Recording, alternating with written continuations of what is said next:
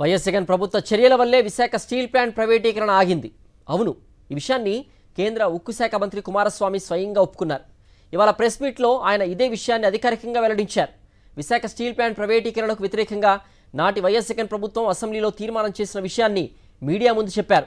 Corona సమయంలో 930 కోట్ల లాభాలు వచ్చినప్పటికీ 2021 జనవరిలో కేంద్ర ప్రభుత్వం స్టీల్ ప్లాంట్లో 100% పెట్టుబడులు ఉపసంహరించాలని నిర్ణయించిందని, తద్వారా స్టీల్ ప్లాంట్ను 100% అమ్మేయాలని నిర్ణయం తీసుకుందని కుమారస్వామి చెప్పారు. అయితే ఆ సమయంలో వైఎస్ జగన్ ప్రభుత్వం విశాఖ స్టీల్ ప్లాంట్ ప్రైవేటీకరణను వ్యతిరేకిస్తూ తీర్మానం చేసి పంపిందన్నారు.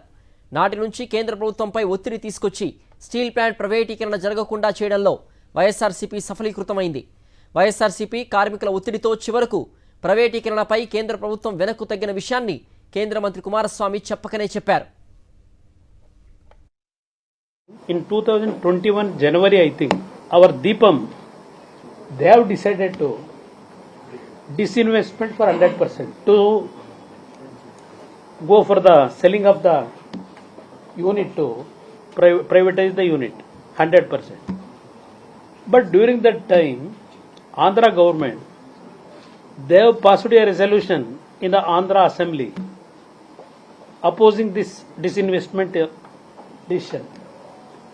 Then some protest rally also took place at that time. From that time, actually nothing has happened. Nobody has bothered about the give some life to that RINL plant. It is going on. Some voice our leaders are rising in front of our central government, but no positive results has come.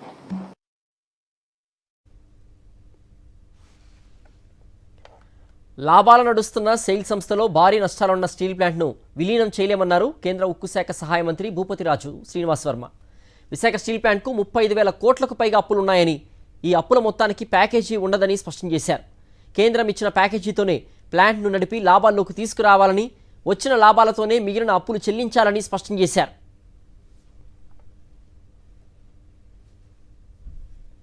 కలపాలనే ప్రతిపాదన పెద్దగా ముందుకు వెళ్ళలేదండి. కొన్ని technicalities ఉన్నాయి.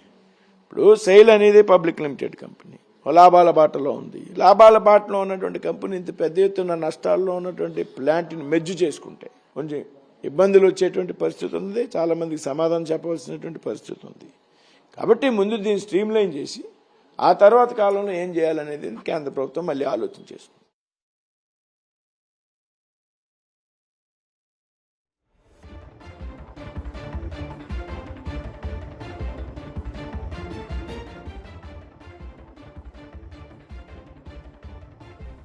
మరింత సమాచారం మా ఢిల్లీ ప్రతినిధి వెంకటేష్ అందిస్తారు. వెంకటేష్, నాటి వైఎస్ జగన్మోహన్ రెడ్డి ప్రభుత్వం తీర్మానం చేసి పంపింది అసెంబ్లీలో, కాబట్టి కేంద్రం కూడా పునరాలోచనలో పడినట్టుగా కూడా కేంద్ర ఉక్కు శాఖ మంత్రి కూడా స్వయంగా చెప్పడం జరిగింది. అలాగే సహాయ మంత్రి శ్రీనివాస వర్మరాజు కూడా చెప్తూ కూడా విశాఖ స్టీల్ ప్లాంట్ని సెయిల్లో విలీనం చేసే పరిస్థితి లేదు అంటూ కూడా ఆయన వ్యాఖ్యానించడం జరిగింది. ఈ వ్యాఖ్యలను అర్థం చేసుకోవచ్చు అంటారు వెంకటేష్? వైజాగ్ స్టీల్ ప్లాంట్ ప్రైవేటీకరణ ప్రక్రియ ముందుకు జరగకుండా చేయడంలో వైఎస్ఆర్ కాంగ్రెస్ పార్టీ విజయం సాధించిన విషయాన్ని ఈరోజు పరోక్షంగా కేంద్ర ఉక్కు శాఖ మంత్రి కుమారస్వామి వెల్లడించారు.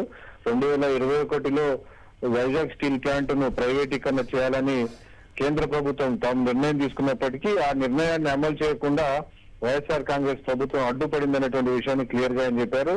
ఆ మేరకు ఆంధ్రప్రదేశ్ అసెంబ్లీలో వైఎస్ జగన్ ముఖ్యమంత్రిగా ఉన్నటువంటి సమయంలో ప్రైవేటీకరణను వ్యతిరేకిస్తూ నిర్ణయం తీసుకున్నారని, దానికి సంబంధించినటువంటి వివరాలన్నింటినీ కూడా ఆయన చాలా క్లియర్ గా చాలా వివరంగా అన్ని విషయాలను కూడా ఈరోజు మీడియా సమావేశంలో వెల్లడించారు. దానికి వ్యతిరేకంగా ప్రైవేటీకరణ నిర్ణయానికి వ్యతిరేకంగా నిరసనలు చేసినటువంటి విషయాన్ని కూడా ఈరోజు ఆన్ రికార్డ్ గా ఈరోజు మీడియా సమావేశంలో వెల్లడించారు.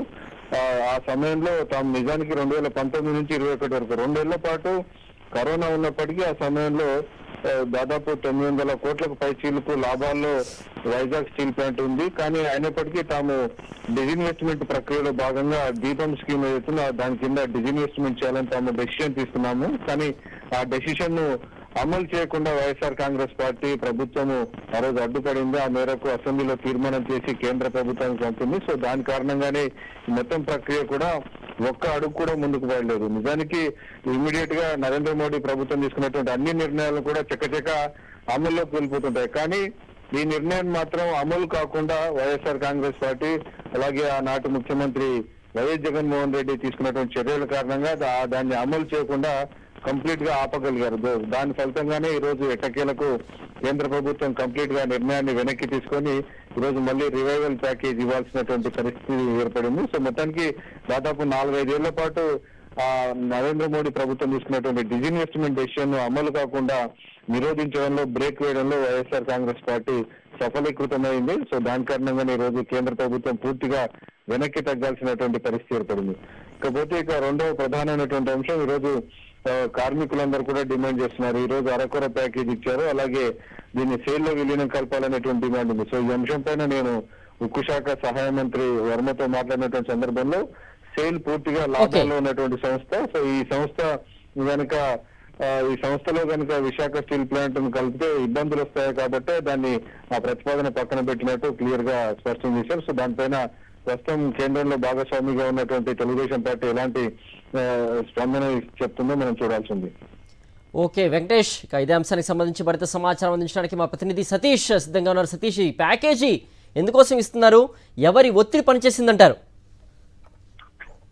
సిద్ధేశ్వర్, ఒకవైపు కేంద్ర ప్రభుత్వం ఈ రోజు కేంద్ర ఉక్కు శాఖ మంత్రి కుమారస్వామి ప్రకటించినటువంటి ఈ ప్యాకేజీ పైన స్టీల్ ప్లాంట్ కార్మిక సంఘాలు తీవ్ర వ్యతిరేకత వ్యక్తం చేస్తూ ఉన్నాయి.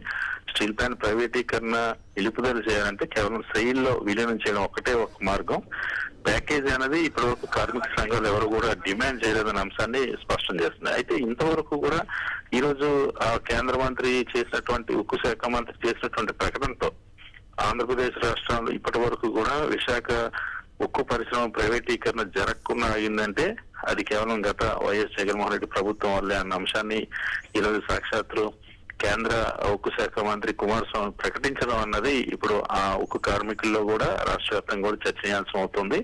ముఖ్యంగా ఏదైతే 2020లోనే దీనికి సంబంధించి ప్రైవేటీకరణ కోసం కేంద్ర ప్రభుత్వం నిర్ణయం తీసుకుంది. లాభాల్లో ఉన్నప్పటికీ కూడా కరోనా సమయంలో లాభాల్లో ఉన్నప్పటికీ కూడా కేంద్ర ప్రభుత్వం పెట్టుబడుల ఉపసంహరణ పాలసీలో భాగంగా ఈ నిర్ణయం తీసుకుంది. అందుకోసం విశాఖ ఉక్కు కర్మాగారం ప్రైవేటీకరణ జరపాలంటే ఆ రోజు 2020లోనే వైఎస్ జగన్మోహన్ రెడ్డి ప్రభుత్వం ఆంధ్రప్రదేశ్ రాష్ట్రంలో ఉంది. వైఎస్ జగన్మోహన్ రెడ్డి ప్రభుత్వంలో అసెంబ్లీలో స్టీల్ ప్లాంట్ ప్రైవేటీకరణ వ్యతిరేకిస్తూ తీర్మానం చేసి కేంద్రానికి పంపించినటువంటి పరిస్థితి. అప్పటి నుండి కూడా ప్రైవేటీకరణకు ఎటువంటి అడుగులు పడలేదు. తర్వాత సాక్షాత్ ప్రధానమంత్రి విశాఖ పర్యటనకు వచ్చినప్పుడు కూడా అప్పటి ముఖ్యమంత్రి వైఎస్ జగన్మోహన్ రెడ్డి కూడా చాలా స్పష్టంగా కరాఖండిగా ఆంధ్రప్రదేశ్ రాష్ట్ర హక్కులు, ముఖ్యంగా స్టీల్ ప్లాంట్ ప్రైవేటీకరణ అంశాన్ని ప్రస్తావించారు. స్టీల్ ప్లాంట్ ప్రైవేటీకరణ వ్యతిరేక అంశాలు స్పష్టం చేశారు.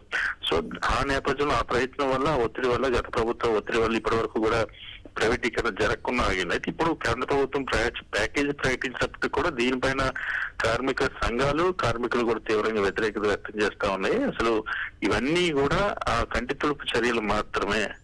కేవలం సెయిల్లో విలీనం చేస్తే మాత్రమే స్టీల్ ప్లాంట్ బతికి బట్టగడుతుంది, స్టీల్ ప్లాంట్ ప్రైవేటీకరణ ఆగుతుందని కార్మికుల డిమాండ్. ఇది ఖచ్చితంగా కేంద్రం ప్రకటించిన ప్యాకేజీ ఎవరు కూడా కార్మికులు కోరింది కాదు కాబట్టి దీన్ని వ్యతిరేకిస్తున్న అంశాన్ని కూడా స్పష్టం చేశారు. అయితే ఇన్ని రోజులుగా వైజాగ్ స్టీల్ ప్లాంట్ ప్రైవేటీకరణ జరగకుండా ఆపింది మాత్రం గత వైఎస్ జగన్మోహన్ రెడ్డి ప్రభుత్వం, వైఎస్ఆర్ కాంగ్రెస్ పార్టీ అన్న విషయం అయితే ఈ రోజు కేంద్ర ప్రకటనతో స్పష్టమైంది. సిద్ధేశ్వర్. ఓకే సతీష్.